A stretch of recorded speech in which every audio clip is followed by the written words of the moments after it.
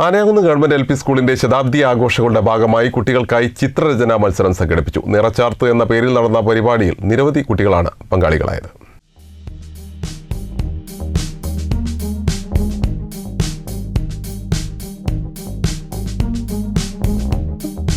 ആനയാകുന്ന് government L P സ്കൂളിന്റെ ശതാബ്ദി ആഘോഷത്തോടനുബന്ധിച്ചാണ് നിറച്ചാർത്ത് എന്ന പേരിൽ അംഗനവാടി പ്രീ പ്രൈമറി കുട്ടികൾക്കായി ചിത്രരചനാ മത്സരം സംഘടിപ്പിച്ചത്.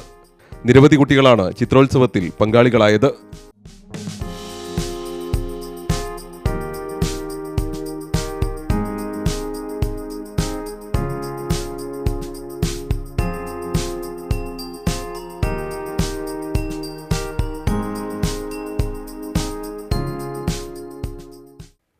ചിത്രകാരനായ സിഗ്നി ദേവരാജ മാസ്റ്റർ പരിപാടി ഉദ്ഘാടനം ചെയ്തു.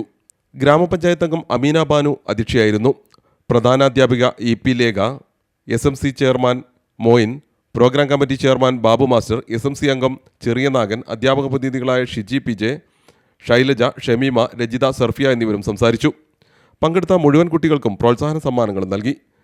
നിരവധി തലമുറകൾക്ക് അക്ഷരവെളിച്ചമേകി ആനയാകുന്നിലെയും പരിസരങ്ങളിലെയും നിരവധി തലമുറകൾക്ക് അക്ഷരവെളിച്ചമേകിയ വിദ്യാലയത്തിന്റെ ശതാബ്ദി ആഘോഷത്തിന്റെ ഭാഗമായി ഒട്ടേറെ പരിപാടികളാണ് നടന്നുവരുന്നത്.